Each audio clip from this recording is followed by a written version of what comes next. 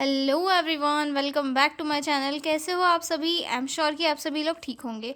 तो चलिए हम लोग आज का वीडियो स्टार्ट करते हैं। इस वीडियो में हम लोग डिस्कस करने वाले हैं एक बहुत ही इंपॉर्टेंट क्वेश्चन जो होने वाला है care of patient on ventilator. ठीक है, प्रीवियस वीडियो में हम लोग ने जो है बाकी क्वेश्चन डिस्कस किए थे। इस वीडियो में हम लोग ये वाला क्वेश्चन डिस्कस करेंगे, ठीक है, जो प्रीवियस ईयर के क्वेश्चन पेपर में पूछा गया था। ठीक है, तो चलिए इसे स्टार्ट करते हैं। और हाँ, अगर आपको इसकी PDF नोट्स की रिक्वायरमेंट हो तो डिस्क्रिप्शन में मेरा मेल दिया हुआ है, आप उस पर कांटेक्ट करके PDF नोट्स ले सकते हो। ठीक है, तो चलिए स्टार्ट करते हैं। Care of patient on ventilator. ठीक है, तो सबसे पहले तो ये देखते हैं कि जो वेंटिलेटर पर पेशेंट है वो क्यों है। ठीक है, तो वेंटिलेटर पर जो पेशेंट है वो इस रीज़न से हो सकता है जब वो अपने आप प्रॉपर ब्रीथ नहीं कर पा रहा है, या फिर उसकी बॉडी में ये जो है ऑक्सीजन का लेवल कम है, या फिर उसकी जो ब्रेन की या फिर मसल्स जो है ब्रीथिंग को कंट्रोल नहीं कर पा रही होती है, तो इसलिए जो है उसे सपोर्ट की ज़रूरत होती है ऑक्सीजन के लिए, इसलिए उसे वेंटिलेटर पे रखा जाता है। ठीक है, वेंटिलेटर पर रहने वाले जो पेशेंट होते हैं उनकी केयर बहुत ज़्यादा इंपॉर्टेंट होती है। उन्हें हर 1 मिनट पे जो है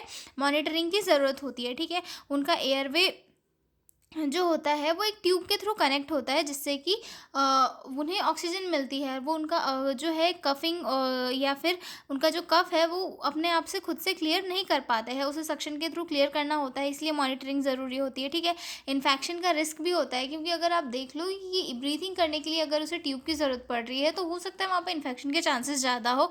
मोस्टली जो है वेंटिलर एसोसिएटेड निमोनिया जो होता है वो उसका रिस्क बहुत ज़्यादा हाई होता है, और वेंटिलेटर वाले पेशेंट में इसका निमोनिया होने का चांसेस बहुत ज़्यादा होता है। तो इन्फेक्शन से प्रिवेंट करने के लिए पेशेंट को हमें केयर देनी होती है। ठीक है, पेशेंट बोल नहीं सकता है क्योंकि उसके मुंह में ऑलरेडी ट्यूब लगी हुई होती है, तो पेशेंट क्या होता है, पेशेंट को एंजाइटी होती है, पेशेंट थोड़ा डरा हुआ होता है, डिस्कम्फर्ट होता है, इसीलिए हमें पेशेंट को मॉनिटर करना होता है। ठीक है, और ऊपर से मशीन की setting, alarm, oxygen level consistently हमें जो है मॉनिटर करना पड़ता है। ठीक है, अगर जो है गलत हैंडलिंग से ट्यूब स्लिप हो सकती है। अगर उसको हैंडल प्रॉपर नहीं किया गया है तो वो क्या हो सकता है, ट्यूब स्लिप हो सकती है, सेक्रेशन ब्लॉक हो सकते हैं, या फिर ऑक्सीजन सडन ड्रॉप हो सकता है। ठीक है, इसलिए वेंटिलेटर पर जो पेशेंट है उसे स्पेशल कंटिन्यूस और मिनट बाय मिनट जो है मॉनिटरिंग की ज़रूरत होती है, केयर की ज़रूरत होती है, जैसे बहुत ही प्रिकॉशंस के साथ स्टेराइल टेक्निक्स यूज़ करके उसकी केयर जो है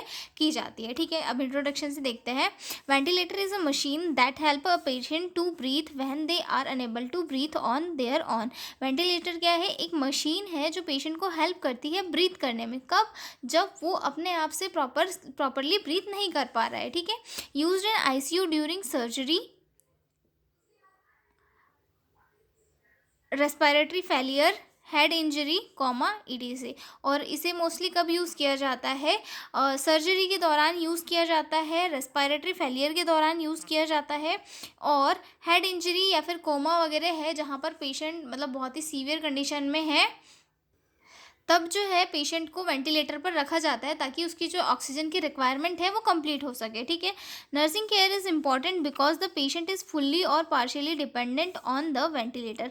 और नर्सिंग केयर इसमें बहुत इंपॉर्टेंट होती है क्योंकि पेशेंट को मिनट बाय मिनट मॉनिटर करना इंपॉर्टेंट होता है। पेशेंट हम पे टोटल डिपेंड होता है। कई बार पेशेंट जो है अनकॉन्शियस भी होता है, तो हमें उसकी प्रॉपर मॉनिटरिंग करनी होती है, पेशेंट को इन्फेक्शन ना हो जाए, पेशेंट को का जो बैड सोर है वगैरह वो सारी चीज़ें ना हो जाए, या फिर सिक्रेशन वगैरह ज़्यादा ना हो जाए। ये सारी चीज़ें जो है हमें प्रॉपर तरीके से देखनी होती है और पेशेंट को जो है अच्छे से केयर देनी होती है। ठीक है, तो अब हम आगे डिस्कस करेंगे कि कौन कौन सी नर्सिंग केयर होती है जो पेशेंट को दी जाती है जो वेंटिलेटर पर ऑलरेडी है। ठीक है, तो इसमें सबसे फर्स्ट आता है एयरवे मैनेजमेंट। ठीक है, एयरवे मैनेजमेंट में सबसे फर्स्ट चीज़ ये की जाती है कि पेशेंट को जो है सेमी फावलर पोजीशन में रखा जाता है। ठीक है, सबसे पहला यही काम होता है कि पेशेंट को सेमी फावलर पोजीशन में रखा जाता है, और उसके बाद में अब सांस ले रहे हैं तो उसके लिए क्या होना चाहिए, एयरवे क्लियर होना चाहिए। ठीक है, तो वेंटिलेटर वाले पेशेंट में जो होता है उनके मुंह में एक ET ट्यूब लगी हुई होती है। नर्स उसे जो है रोज़ चेक करती है कि ET ट्यूब जो है राइट पोजीशन में है या नहीं। ठीक है, और फिर उसके बाद में जो है अगर वो लूज़ वगैरह हो, स्लाइड वगैरह हो गया हो, तो उसे प्रॉपर तरीके से जो है सही करती है, ठीक है। अगर ट्यूब शिफ्ट हो गया है कहीं पे, तो पेशेंट को सांस लेने में प्रॉब्लम आ सकती है, ठीक है। नर्स को रेगुलर सक्शनिंग करना होता है, क्योंकि पेशेंट खुद सेक्रेशन नहीं निकाल सकता, इसीलिए सक्शन हमेशा स्टेराइल टेक्निक से किया जाता है। और सक्शन के पहले और बाद में प्रॉपर लेवल में ऑक्सीजन पेशेंट को दिया जाता है, ठीक है। और सेमी फाउलर पोजिशन में पेशेंट को इसलिए रखा जाता है ताकि पेशेंट के जो लंग्स है वो अच्छे से एक्सपांड हो सके और पेशेंट को सांस लेने में आसानी हो, ठीक है। और सबसे इम्पॉर्टेंट तो ये होता है कि एस्पायरेशन और निमोनिया का रिस्क जो है इससे कम हो जाता है, ठीक है। Maintain proper positioning of patient, semi Fowler position 30 to 45 degree के आसपास की होती है, ठीक है। Help in lung expansion and prevents aspiration. और इससे क्या होता है सेमी फाउलर पोजिशन से कि लंग एक्सपांड होने में हेल्प मिलती है, और साथ ही साथ जो है एस्पायरेशन के चांसेस भी नहीं रहते हैं, ठीक है। अगला पॉइंट आता है हमारा चेक इंडोट्रैकियल ट्यूब, ईटी प्लेसमेंट, मतलब जो ईटी ट्यूब लगी हुई है उसके प्लेसमेंट को ठीक तरीके से चेक करना, क्योंकि ये अगर डिस्प्लेस हो गई तो पेशेंट को ब्रीथिंग डिफिकल्टी हो सकती है, ठीक है। Suctioning removing secretion to keep airway clear. Suctioning की जाती है क्योंकि एयरवे को हमें क्लीन रखना होता है ताकि पेशेंट जो है रेस्पिरेशन अच्छे से कर सके। यूज़ स्टेराइल ग्लव्स, और सक्शनिंग हमेशा जो है स्टेराइल तरीके से की जानी चाहिए, जिसमें स्टेराइल ग्लव्स का यूज़ होना चाहिए, ठीक है। Do not suction for more than 10 to 15 seconds, ठीक है।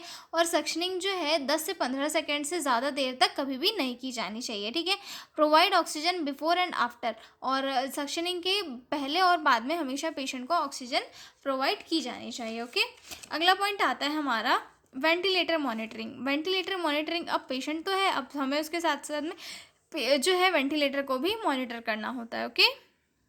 नर्स को जो है रोज़ और हर शिफ्ट चेंज पर जो है वेंटिलेटर की सेटिंग्स को चेक करना होता है, मतलब कि उसका FiO2 क्या है, पीप क्या है, टाइडल वॉल्यूम वगैरह, रेट वगैरह, ये सारी चीज़ें क्या है, सारी चीज़ें सेटिंग्स चेक करनी होती है, ठीक है। और पेशेंट में जो ऑक्सीजन का लेवल है, SpO2 का लेवल है, और ABG का लेवल है वो कितना है, क्या है, वो हमेशा मिनट बाय मिनट चेक करते रहना होता है, क्योंकि कभी भी जो पेशेंट है वो एक तो एक क्रिटिकल कंडीशन में होता है, तो उसकी जान कभी भी जा सकती है, या फिर जो है ज़्यादा कॉम्प्लिकेशन क्रिएट होती है, इसलिए उसे हर मिनट जो है पेशेंट को नर्स को देखना होता है, ठीक है। वेंटिलेटर पर अलार्म्स आते रहते हैं, जैसे कि हाई प्रेशर अलार्म जिसमें जो सेक्रेशन ब्लॉक हो जाता है, या फिर लो प्रेशर अलार्म जिसमें कि ट्यूब लीक या फिर डिस्कनेक्ट हो जाती है, तो उनका जो है प्रॉपर तरीके से ध्यान देना होता है, ठीक है। Note patient breathing pattern and chest moment. और पेशेंट का जो ब्रीथिंग पैटर्न है और चेस्ट मोमेंट है उसे भी प्रॉपर तरीके से नोट करना होता है, ठीक है। अगला पॉइंट आता है जो बहुत इंपॉर्टेंट है, प्रिवेंट वेंटिलेटर एसोसिएटेड निमोनिया। मतलब वेंटिलेटर के कारण जो क्या होता है, इन्फेक्शन हो जाता है, जिसके कारण वेंटिलेटर एसोसिएटेड निमोनिया के चांसेस हो जाते हैं, ठीक है। वेंटिलेटर एसोसिएटेड निमोनिया पेशेंट की सबसे कॉमन इन्फेक्शन है, इसलिए नर्स को कुछ स्ट्रिक्ट स्टेप्स फॉलो करने होते हैं ताकि पेशेंट को जो है निमोनिया ना हो। इसीलिए पेशेंट सबसे मेन तो इसमें यह है कि पेशेंट का जो हेड है वो थोड़ा 30 to 45 डिग्री के एंगल में रखा जाता है, ताकि उनका हेड थोड़ा ऊपर रहे और उससे इन्फेक्शन के चांसेस कम रहे, ठीक है। Oral care with chlorhexidine every 6 to 8 hour. Oral care दी जाती है पेशेंट को हर 6 से 8 घंटे में, ठीक है। उसके बाद क्लोज सक्शन सिस्टम होना चाहिए, okay. Hand hygiene before touching airway. और हमेशा नर्स के हाथ जो है क्लीन होना चाहिए पेशेंट के एयरवे को टच करने से पहले, ठीक है। Change ventilator circuits only when soil, ठीक है। Check cut off pressure 20 to 30 CMH2, ठीक है। Keep gastric tube secure to avoid aspiration, okay. Feeding के टाइम पे जो है हमेशा एस्पायरेशन को अवॉइड करना चाहिए, ये स्टेप पेशेंट को निमोनिया से बचाते हैं, ओके। तो अगला पॉइंट आता है हमारा ओरल एंड आई केयर। अब पेशेंट को कुछ केसेस में जो है अनकॉन्शियस भी होता है, तो इसीलिए है जो है हमें ओरल और आई केयर के ऊपर भी ध्यान देना बहुत इंपॉर्टेंट होता है। वेंटिलेटर वाला पेशेंट क्या होता है, बोल नहीं पाता है, अपने आपसे चीज़ों को क्लीन नहीं कर पाता है, तो नर्स को माउथ के सिक्रेशन क्लीन करना होता है, टंग ब्रश करनी होती है, लिप मॉइस्चर और माउथ वॉश कराना होता है, ठीक है। आँखों को ड्राई होने से बचाने के लिए आई ड्रॉप या फिर आई पैड लगाने होते हैं, क्योंकि पेशेंट जो है ब्लिंक नहीं कर पाता है, ठीक है। Clean oral cavity frequently, patient की हमें ओरल कैविटी जो है क्लीन करनी है, ठीक है। Keep lips moist, lip balm या फिर पेट्रोलियम जेली से हमें उसके जो लिप्स हैं उन्हें हमेशा मॉइस्ट रखना है, ठीक है। Protect eye with eye drop और eye pad, patient can not blink properly, और पेशेंट के आइज़ जो है ड्राई ना हो, इसीलिए जो है आई ड्रॉप वगैरह डालना है या फिर आई पैड से कवर करके हमें रखना होता है, ठीक है, ताकि आई में ओरल और आई की प्रॉपर तरीके से केयर हो सके, ठीक है। अगला पॉइंट आता है हमारा nutrition and hydration. Nutrition and hydration हर किसी पर्सन के लिए बहुत इंपॉर्टेंट होता है। तो जब भी वेंटिलेटर पर पेशेंट होता है तो वो ओरली कोई भी फीड नहीं खा सकता, इसीलिए जो है उसे एनजी ट्यूब से इंटरनल फीडिंग दी जाती है, और फीडिंग देते टाइम जो है हेड एलिवेट रखना होता है, ताकि वो जो फूड है उसका वो अंदर प्रॉपरली जा सके। और गैस्ट्रिक रेसिडुअल वॉल्यूम चेक करती है, जो नर्स है वो गैस्ट्रिक रेसिडुअल वॉल्यूम चेक करती है, ताकि प्रॉपर अमाउंट में जा रहा है या नहीं। और जो है हाइड्रेशन के लिए पेशेंट को आईवी फ्लूइड वगैरह दिए जाते हैं, ठीक है। प्रोवाइड इंटरनल फीडिंग विया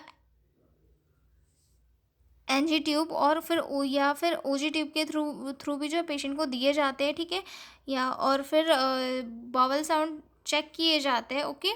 देन हाइड्रेशन मेंटेन करने के लिए आईवी फ्लूइड दिए जाते हैं अगर पेशेंट को नीड हो तो।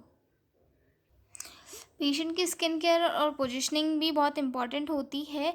पेशेंट को बार बार रीपोजिशन करना बहुत इंपॉर्टेंट होता है, ताकि बेड सोर का रिस्क जो है वो ना हो, क्योंकि वेंटिलेटर पर पेशेंट है तो वो काफ़ी टाइम तक बेड रिडन हो सकता है, इसीलिए जो है उसकी पोजीशन चेंज करना बहुत इंपॉर्टेंट होता है। नर्स जो है हर 2-2 आवर में मेजरली पोजीशन को चेंज करती है और शीट ड्राई रखती है, ताकि प्रेशर पॉइंट्स को प्रोटेक्शन मिल सके और कोई भी बैड सोर ना हो, ठीक है। उसके बाद पैसिव एक्सरसाइज भी किए जाते हैं, ताकि मसल जो है स्टिफ ना हो, ठीक है। Reposition patient in every 2 hours, use pillow to avoid pressure sore, keep skin clean and dry, okay. अगला पॉइंट आता है हमारा कम्युनिकेशन एंड सपोर्ट। पेशेंट जो है जब वेंटिलेटर पे होता है तो पेशेंट तो बोल नहीं सकता, लेकिन हमें जो है पेशेंट से बात करते रहनी है, ताकि उन्हें जो है थोड़ा मेंटली सपोर्ट मिल सके और पेशेंट हमारे साथ कोऑपरेट कर सके, ठीक है। वेंटिलेटर में जो जो आस पास में ये वेंटिलेटर वाला जो पेशेंट होता है वो कई बार ये होता है कि हमारी चीज़ों को सुन रहा होता है, लेकिन वो बोल नहीं पाता है, तो हमें उससे जो है हमेशा कम्युनिकेट करते रहना है चाहिए, ठीक है। Patient can not speak due to ET-TTO, provide communication board, gesture, writing pad, maintain calm and supportive environment. और पेशेंट अगर कॉन्शियस है तो हमें उसे राइटिंग पैड वगैरह देना चाहिए, ताकि वो हमें हमसे बात कर सके, हमसे कम्युनिकेट कर सके। और साथ ही साथ हमें जो है उसे इनकरेज करना चाहिए कि वो अपनी फीलिंग्स को हमारे साथ एक्सप्रेस करे, ताकि उनकी एंजाइटी और जो फियर है वो रिड्यूस हो सके, ठीक है। और पेशेंट के साथ हमें एक जो है सपोर्टिव इन्वायरमेंट को मेंटेन करके रखना होता है, ओके। अगला पॉइंट आता है हमारा सेडेशन एंड पेन मैनेजमेंट, भी बहुत इंपॉर्टेंट होता है। पेशेंट का जो सेडेशन लेवल है वो हमें मॉनिटर करना है, और अगर पेन है पेशेंट को या तो हमें उसे जो है एनाल्जेसिक देना है अकॉर्डिंग टू डॉक्टर्स प्रिस्क्रिप्शन, ठीक है। प्रिवेंट ओवर सेडेशन और अंडर सेडेशन, और हमेशा एक जो करेक्ट अमाउंट है सेडेटिव्स का हमें वही देना है, कि उससे ओवर या फिर लेस अमाउंट पेशेंट को कभी भी नहीं देना है, ओके। अगला पॉइंट आता है हमारा इमोशनल सपोर्ट। पेशेंट को इमोशनल सपोर्ट देना बहुत इंपॉर्टेंट होता है। अगर पेशेंट अनकॉन्शियस है फिर भी हमें जो है उसे प्रोसीजर एक्सप्लेन करनी है, ताकि पेशेंट की जो कॉन्शियसनेस है वो थोड़ी रिड्यूस हो सके, ठीक है। मतलब पेशेंट पहले से अनकॉन्शियस है, लेकिन हो सकता है कि पेशेंट को कभी भी होश में आ जाए, तो हमें जो उसको थोड़ी सी प्रोसीजर एक्सप्लेन करनी है, ताकि हमारा सेल्फ सेटिस्फेक्शन मिल सके, ठीक है। Provide support to family and members, और प्रोसीजर फैमिली मेम्बर्स को भी समझानी है और उन्हें ये सपोर्ट हमें देना है, ठीक है। Reduce anxiety by taking gently, और पेशेंट को और उनकी फैमिली मेम्बर को जेंटली हमें हैंडल करना है ताकि उनकी एंजाइटी जो है रिड्यूस हो सके, ठीक है। अब सेफ्टी मेजर्स में क्या आएगा कि हमें अम्बू बैग वगैरह जो है वो प्रॉपर तरीके से रखने हैं, ठीक है। मतलब वेंटिलेटर पेशेंट के आसपास हमेशा अम्बू बैग सेक्शन सेटअप हमेशा रेडी होना चाहिए, ताकि अगर कभी ऐसी कंडीशन आए तो हम उनका यूज़ कर सकें, ठीक है। Keep Ambu bag with mask at bed side, secure ETT tube properly, और हमें जो है ईटीटी ट्यूब जो होती है उसे प्रॉपरली सिक्योर करना है, ठीक है। चेक फॉर किंकिंग और ऑब्स्ट्रक्शन इन ट्यूबिंग, और हमें जो ट्यूबिंग है उसमें ऑब्स्ट्रक्शन को चेक करते रहना है ताकि ऑक्सीजन का लेवल कभी भी पेशेंट की बॉडी में कम ना हो, ठीक है।